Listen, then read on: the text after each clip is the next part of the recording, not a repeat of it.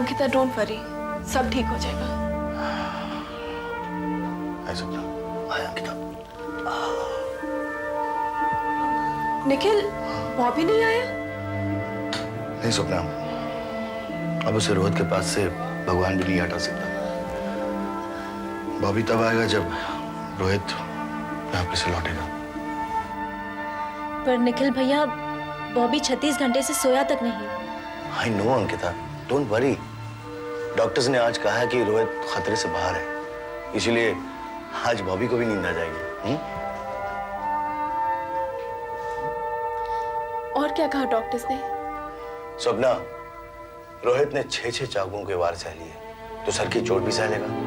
भाई जवान आदमी है, जिंदगी से बहुत प्यार है उसे, और जिसे जिंदगी से प्यार होता है वो कभी मौत के आगे घुटने नहीं टेकता। देख लेना स्वप्ना, 1 महीने के अंदर अंदर वो फिर से माँ से झगड़ा करता हुआ पाया जाएगा। वही तो देखना चाहती हूँ कि वो जल्दी से जल्दी ठीक हो जाए। लेकिन अब वो माँ के साथ झगड़ा नहीं करेगा। बड़ी माँ ने मान लिया है कि अब उसकी शादी रेशमा से हो सकती है। I know। अच्छा तुम लोग सो जाओ, मैं संजीत से मिलकर आता हूँ।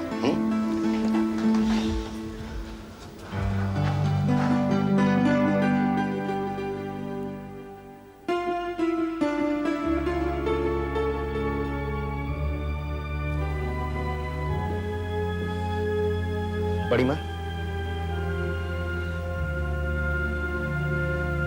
बड़ी माँ, अब कौन सी बुरी खबर लाए हो?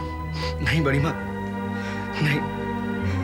भगवान का लाख लाख शुक्र है कि रोहित बच गया है। 3 ऑपरेशन हुए हैं बड़ी माँ, और उसके सारे जख्म सील दिए गए हैं। उसने तो आंखें भी खोल दी है बड़ी माँ। डॉक्टर्स का कहना है कि रोहित अब खतरे से बिल्कुल बाहर है। लेकिन क्या? सर पर चोट लगने की वजह से रोहित कोमा में चला गया बड़ी माँ।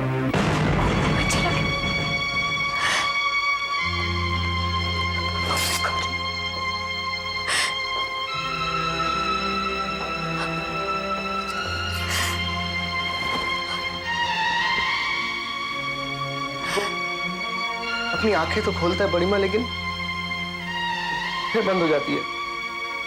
वो किसी को नहीं पहचानता, ना ही किसी को सुन पाता है वो। लेकिन डॉक्टर्स निराश नहीं है। लेकिन वो ये भी कहते हैं कि कोमा से बाहर आने में मरीज को 3 दिन भी लग सकते हैं और 30 साल भी। आप रोइए मत बड़ी माँ, प्लीज बड़ी माँ, सब ठीक हो जाएगा। Rohit will be all right बड़ी माँ।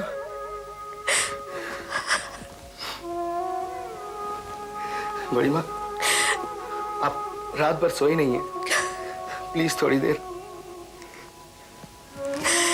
अभी इस घर में कोई सोया है जो मैं सो जाऊं? अब तो डॉक्टर मिलने देंगे। मुझे अभी उसके पास ले जा, मैं उससे देखना चाहती हूँ। चलो।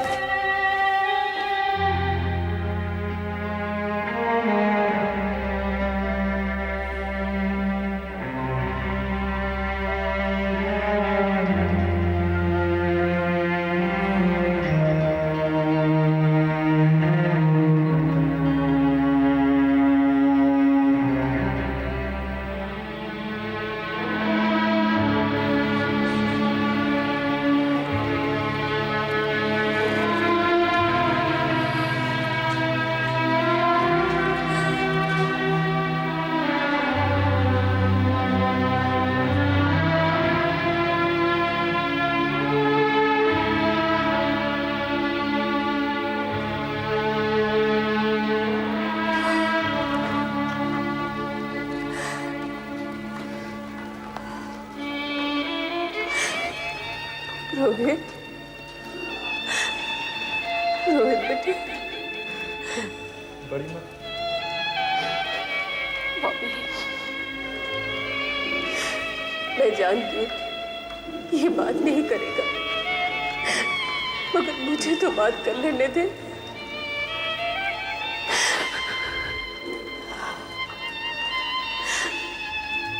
देख रोहित, तू इस तरह से रूठा रहेगा ना तो मैं भी रूठ जाऊंगी।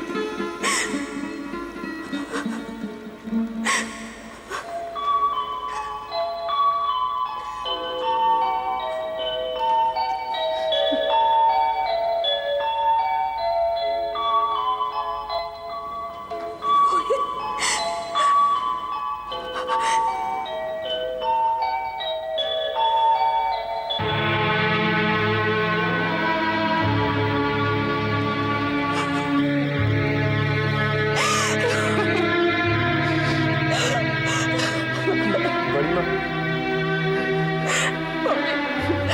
मुझे डॉक्टर के पास ले चलो।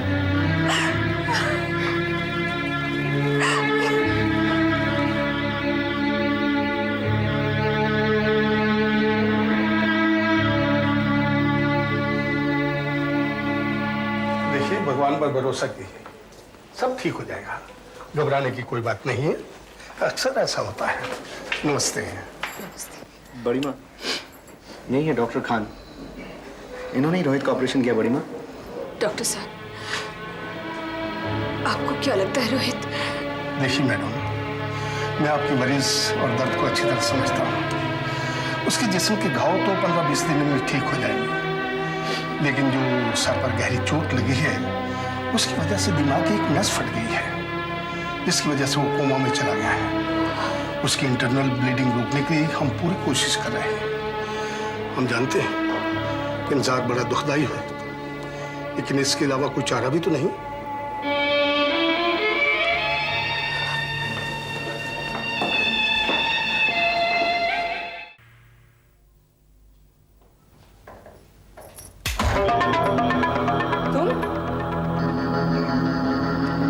तुम्हारे कमरे में मेरे अलावा और कौन आ सकता है? राहुल कहाँ है? तुम राहुल को साथ क्यों नहीं लाए? मैं राहुल से मिलना चाहती हूँ। मैं भी वही सोच रहा था कि माँ और बेटे का मिलने का वक्त आ गया, लेकिन उससे पहले बहुत सारी चीजों का वक्त आ गया। मैं आज और अभी राहुल से मिलना चाहती हूँ। खैर, आज तो नहीं, तुमसे कल मिल सकती हूँ, अगर चुपचाप वो करोगी जो मैं कहूँगी। क्या करना है? जब मैं यहाँ से चला जाऊं तो ईला सिंघानी को फोन करना और कहना कि अब मैं और ज्यादा इंतजार नहीं कर सकती। तुम जानते हो उनके घर में कितनी बड़ी ट्रेजेडी हुई है? रोहित बेचारा। दुनिया में बेचारा कोई नहीं है, और इस वक्त सबसे बड़ी बेचारी तो तुम हो। पूरी बात समझ लो। फोन पे तुम ये कहोगी कि तुम ईला, संजीत और उन पर से हर तरह का क्लेम छोड़ सकती हो अगर वो तुम्हारे नाम पे स्विस बैंक में 100 करोड़ रुपए ट्रांसफर कर दें तो। और हाँ, स्विस बैंक का अकाउंट नंबर तुम उन्हें तब बताओगी जब ईला पैसे देने को राजी हो जाए। मैंने तुमसे ज्यादा नीच और घटिया आदमी कहीं नहीं देखा। इन हालात में तुम उन्हें। मेरी नीचता अभी तुमने देखी कहाँ है? जब अपने बेटे की लाश पर बैठकर रोगी तब पता चलेगा कि मैं कितना नीच हूं। मैं तुम्हारे बेटे को तभी मार सकता था जब मेरे आदमी उसको उठाकर ले गए थे। तब तुम रोई, गिड़गिड़ाई और कहा कि मैं वो सब कुछ करने को तैयार हूं जो तुम कहोगी। और याद रखना, तुमने खुद खत लिखा था कि मैं तुम्हारा साथ दूं ताकि तुम ईला सिंघानी के करोड़ों रुपए हासिल कर सको। वो खत तुमने मुझसे जबरदस्ती लिखवाया था, मुझे मजबूर करके। अभी भी तो मैं ही मजबूर कर रहा हूं ना। अब हालात हमारे हक में है। इस वक्त ईला सिंघानी जज्बाती तौर पर बिखरी हुई है। तुमसे मुक्ति पाने के लिए वो कुछ भी कर सकती है। आज रात फोन, स्विस बैंक, 100 करोड़ रुपए, बस इतना कर लो, कल अपने बेटे से भी मिल पाओगे। हाँ?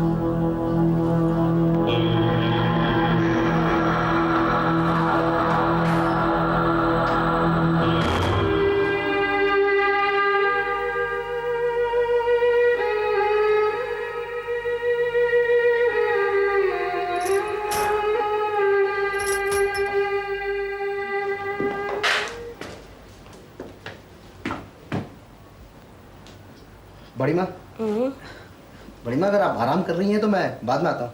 नहीं ऐसी कोई बात नहीं, कहो। बड़ी माँ, माया भाभी आई है। माया? आपसे मिलने। अरे, आओ आओ बैठो। कैसी हैं आप? मैं तो ठीक हूँ, तुम बताओ। बस अच्छी। बड़ी माँ, आप लोग बातें कीजिए, मैं आप लोगों के लिए चाय भिजवाता हूँ। अच्छा, कहो कैसे आना हुआ? मैं अस्पताल होकर आ रही हूँ। रोहित को देखकर तसल्ली हुई। मेरा मन कहता है कि वो बहुत जल्दी अच्छा हो जाएगा। भगवान उनके मन की बात सुन लेता है जिनका मन साफ होता है। अंकिता से मिलने आई हो? नहीं, मैं आपसे मिलने आई हूँ। मुझसे? जी। बाबूजी ने कहा कि ऐसे में कोई कुछ कर तो नहीं सकता, पर पास रहकर धीरज और हौसला जरूर दे सकता है। चलो, जब तुम आ ही गई हो तो तुमसे दो बातें करके मन हल्का कर लेती हूँ। कोई खास बात है? कुछ सवाल है जिनका जवाब नहीं मिलता और जो कांटे बनके दिल में चुभते हैं। मैं हाजिर हूं, अगर मैं कुछ कर सकती हूं तो। क्या तुम्हारे घर में सभी मेरे दुश्मन हैं? जतिन मेरा कितना दुश्मन है।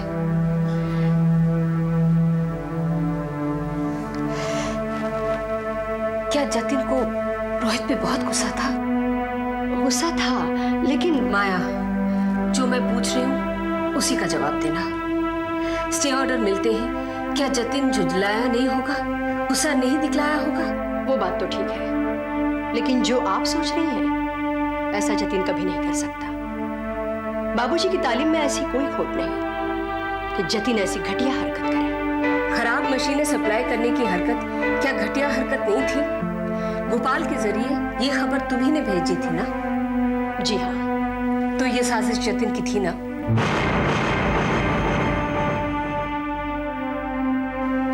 देखो माया, तुम अगर अपनी फैमिली के खिलाफ नहीं कहना चाहती तो तुम्हें पूरा हक है कि चुप रहने का। लेकिन जो सच सामने नजर आ रहा है उसे छुपाया तो नहीं जा सकता। जो आदमी अपने ही फैक्ट्री में एक्सीडेंट हो जाने देता, 20 लोगों को मर जाने देता, तो क्या वो रोहित को? नहीं नहीं नहीं लाजी नहीं, जतिन ऐसे नहीं कर सकता। हाँ, मशीनों को लेकर उससे बेवकूफी जरूर हुई है, लेकिन ये बात मैंने गोपाल के जरिए आप तक पहुंचा दी थी। इलाजी, आप अपने दिल से ये ख्याल निकाल दीजिए। तुम कहती हो तो निकाल देती हूँ। परेशानी में उल्टे सीधे ख्याल आ ही जाते हैं और आजकल मैं बहुत परेशान हूँ। चलो, ये बात मैं भी भूल गई, तुम भी भूल जाओ। माया भाभी, अरे अंकिता, कैसी हो? मैं ठीक हूँ, आप कब आएंगे? बस अभी दोपहर को। अंकिता, माया को जल्दी मत जाने देना, 2-3 दिन रोक के रखना। बिल्कुल।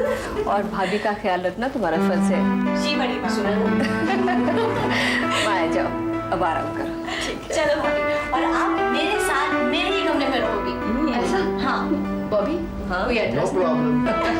चलो। ओके जी, बाय बड़ी माँ, मिलती हूँ मैं बाद में। आइए। चल।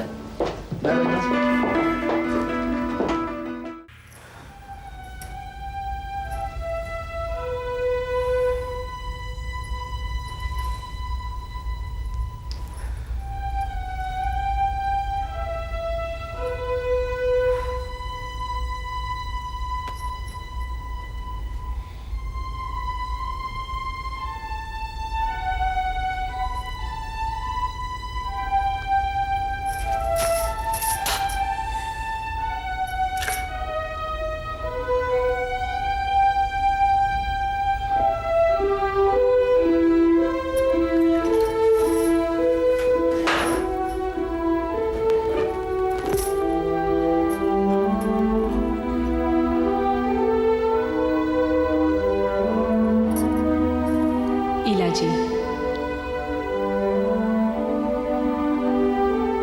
मैं जो कुछ भी कर रही हूँ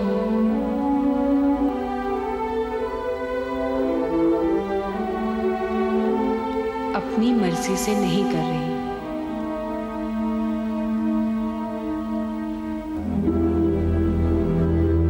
मुझे एक राक्षस ने अपने जाल में फंसा लिया है।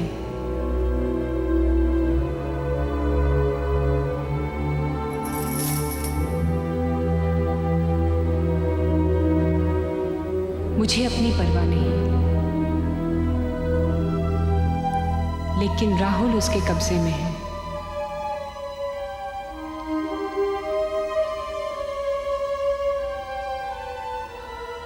वो राहुल को जान से मार डालने की धमकी दे रहा है। मैं आपसे मिलकर सब कुछ बता देना चाहती हूँ।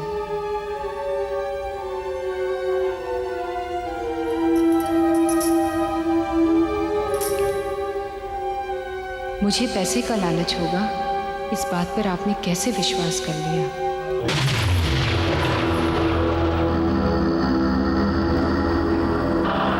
मैं ये सब कुछ अपनी मर्जी से नहीं कर रही हूँ। तो किसकी मर्जी से कर रही हो?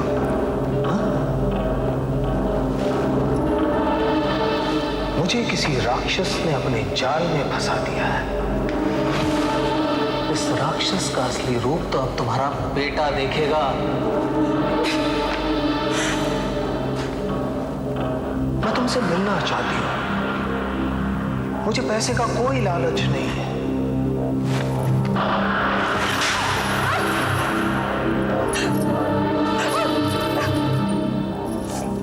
ये सब करोगी तुम मेरे साथ? तुमने ये खत नहीं लिखा, अपने बेटे की कब्र खोदी है, कब्र। जाओ जाओ, जाके अपनी अम्मा से मिलो और कल सुबह अपने बेटे की लाश पर आके रोना। मुझे गलती हुई, मुझे माफ कर दो निर्मल। सीमा, एक बात अच्छी तरह समझ लो, तुम्हारी और तुम्हारे बेटे की जिंदगी मेरे लिए कोई अहमियत नहीं रखती। तुम दोनों खामखा शहीद हो जाओगे। मैंने तुमसे पहले भी कहा था कि मेरी जंग किसी और के साथ है, उस शीला सिंघानी के साथ है जिसको तुमने ये खत लिखने की कोशिश की। मैं उसे तबाह करना चाहता हूं। तुम और तुम्हारा बेटा जिंदा रहे या मरे, इससे मुझे कोई फर्क नहीं पड़ता। अब इसका फैसला तुम्हें करना है कि तुम अपने बेटे के साथ जीना चाहती हो या अपने आप को ईला सिंघानी के लिए कुर्बान करना चाहती हो। ये फोन देखती हो? अगर एक नंबर घुमा दो और सिर्फ इतना कह दो कि फुल स्टॉप, तो तुम्हारे बेटे की सांसों को फुल स्टॉप लग जाएगा। नहीं। वो लोग उसे डुबो के मारेंगे, गला घोट के मारेंगे या दूध में जहर मिला के मारेंगे। ये तुम्हें तब पता चलेगा जब अपने बेटी की लाश का पार्सल तुम्हें मिलेगा।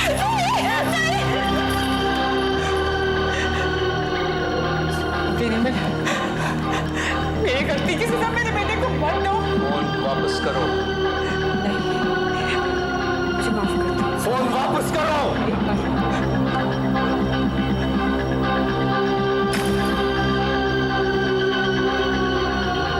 सीमा,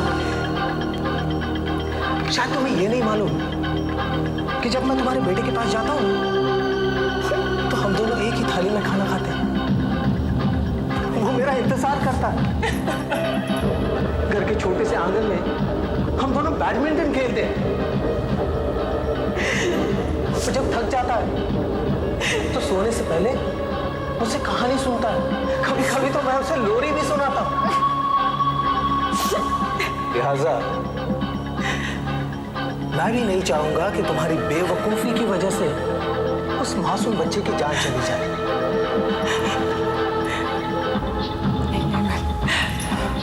तुम बताओ मुझे क्या करना होगा? तो पहले जाके अपना मुंह धो और फिर ईला सिंघानी को फोन करना। उसे क्या कहना है ये तो मैं तुम्हें पहले ही बता चुका हूं। जाओ, मैं देखना चाहता हूं तुम अपने बच्चे से कितना प्यार करो। जाओ।